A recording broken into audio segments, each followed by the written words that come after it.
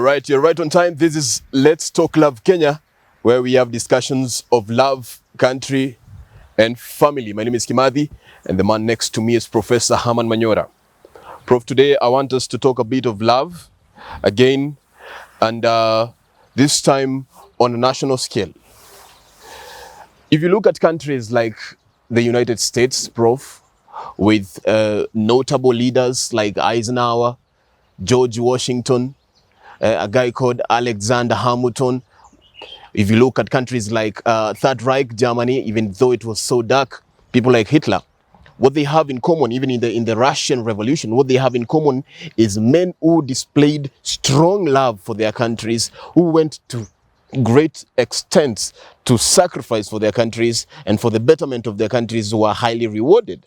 But you come back home here today, and I can name names, I can mention names of people who have had long-running service for the country, and they end up with nothing, if I can speak like that. Is it that our young generations are not being shown the right examples of what benefits come from loving a country? And I'm asking you this because you have said again and again that there's no man in this country that loves your country like you do. And you have also said if we can sort the issue of us loving our country and putting the ingredients of love in everything, then we can sort a lot of problems. Of course. You see. So let's start with, say, Raila Odinga. Look at his career. This is a man who has given everything. I'm not even touching on the Mau Mau people before. Let's just focus on Odinga right now. Is it that we have a history where we are not setting a good example that if you sacrifice for your country, if you give your career to the country? You can parody Raila from the Bible. For God so loved the world that he gave his only begotten son. So you can say for Raila loved Kenya so much that he gave his life, entire life to it. Yeah? Yeah, so it is true that Raila, perhaps more than many other people, has sacrificed everything a man can sacrifice. No man could be said to have shown more love for this country. Even Kenyatta, the senior? No. Because Odinga was even physically abused. Tell us about it. Raila has put in everything a man can put in. Of course, there are others. There are Martin Shkuku, Matiba, Rubia, and many others. Where do they end up? But it's not easy for people to appreciate love. Love is not something that is easy to appreciate. When people love their country, it's not only that people will appreciate. People easily fall for demagogues. Yes. People fall for people who talk. Hubris. Well. And if you look at countries that have been transformed through very revolutionary, that have had very revolutionary changes in terms of transformations beyond expectations. So you have countries which in 2018, they are fighting barefoot during winter, like Russia.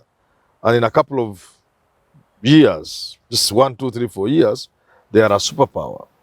Just like that. You have countries like slave economies, like Cuba. And within a couple of years, they are threatening the world. And you will see one common denominator, that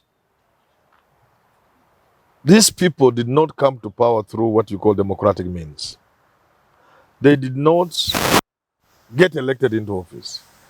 So you are beginning to see, therefore, that it's not always that if you have the very best intentions for your country, that if you love your country, it's not always possible that the people of your country, appreciating that love and commitment you have for country, will give you the power to run the country.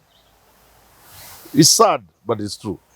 It is equally sad that many of the things we are seeing in the West today, Europe and America and the rest, did not come through negotiation, through democracy.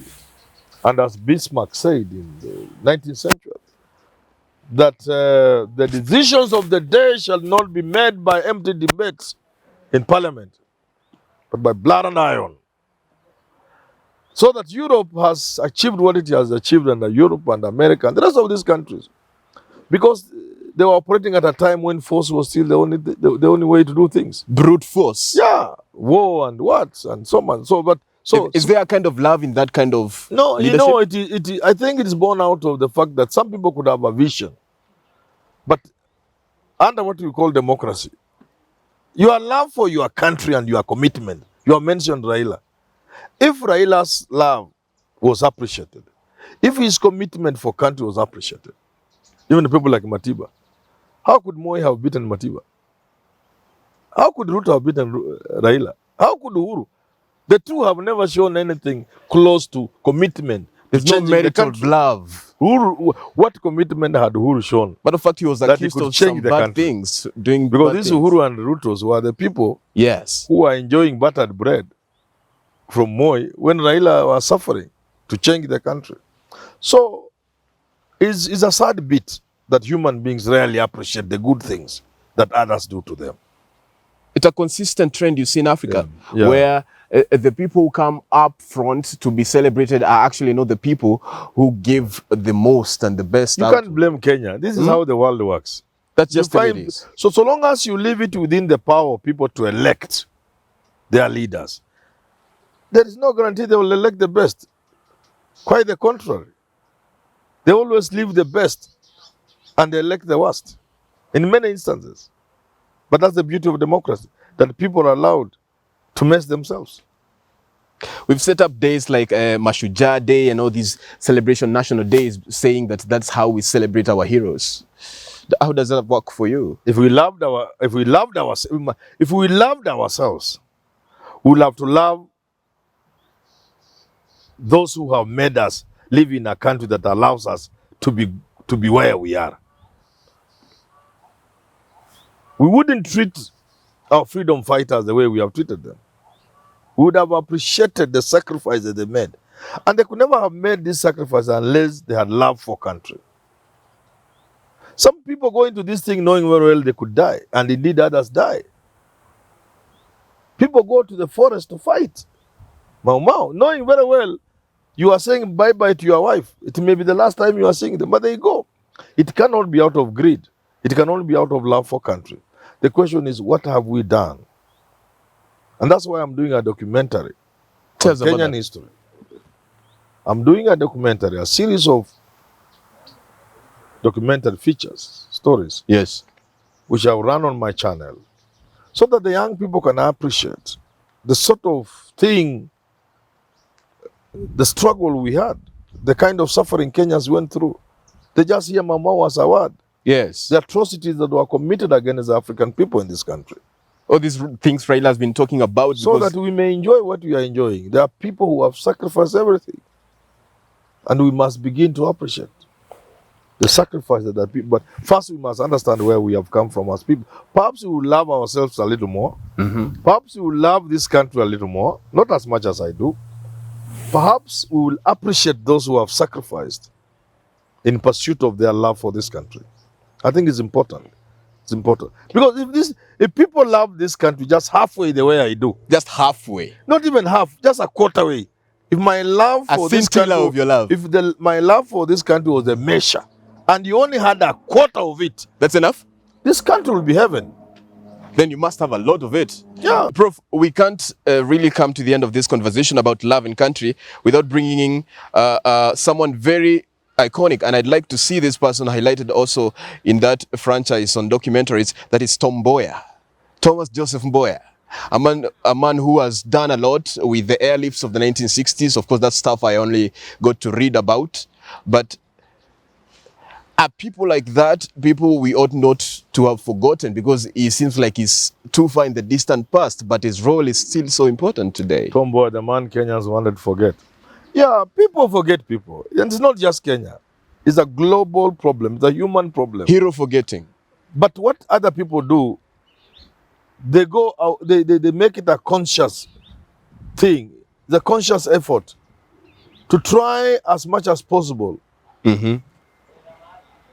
to make the citizens of the country aware of who they are, aware of what they have come from. It's important. I had people laughing at Raila was talking history. I said, "Go." That's one of the motivation for starting this documentary. Because if we don't know who we are, we don't know why we are where we are, we don't know where we have come from, How can we hope to have a good country in future? How are we just confused here? You don't even care about your children tomorrow. You cannot tell me you care about the future of your children if you don't know where we have come from. If you don't know why we are still a poor third world country, why we are a dirty country, why people are dying from hunger. You must know. It's because we had false start. People had hope. People fought for independence. It came, but the other people grabbed it. It became an opportunity for people to grab land and make money. And today we are here in this country, we celebrate people because they have money, instead of even asking where they come from. In Uganda, when you come from America, you brag around. People just, they call them becheyo. Cheyo in Kiganda means broom. Wacha kwenda kufagia huko America wanakuja kututisha hapa na visu. You see, they know. But Kenyans, you come from America here for a little twang like that, everybody kneels for you. Want to listen as if you're Sigmund Freud. Yeah, so you see what I'm saying is, it is important that we know where we have come from, where we got it wrong.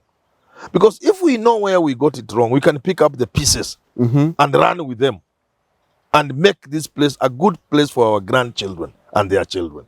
But people are saying, Raila anaongea historia. We want it tomorrow. Which tomorrow? Do you know why you are here? Do you know why we are poor? Do you know why people are dying from hunger? You don't even know the land history. People fought for land because they loved this country. And then a few people took the land. And then today you are dying from hunger and somebody is cheating you, he can give you food. First he must tell you where is the land. And that must take you to the struggle for independence. Those who fought for land, did they get the land? How are we distributing the land we have in this country? Land is not elastic. What are the policies? Why are we not having good policies on land? It goes back to independence. Heavy questions. So love for country will help us sort out many of the things we have today. Heavy questions, heavy points you're raising there, Prof. Well, just before we wind it up, because now it seems there is a problem. You've always said that we are hanging in a between, where we are not really where we were as Africans and we are not really where we think we are going in the 21st century Western kind of way. Which country or which democracies today would you say we can learn from in how to treat, in how to appreciate people who have shown love for this country? Thank you for your service. Who can we look up to? You as cannot a get it from one country. No? You can pick pieces from different places. Right. If you are looking at a society that values human life, you go to Scandinavian countries, heavily welfare. Northern Europe? Northern Europe. I'm saying you go to the Scandinavian countries, Norway, Sweden, and yeah. They are heavy on welfare.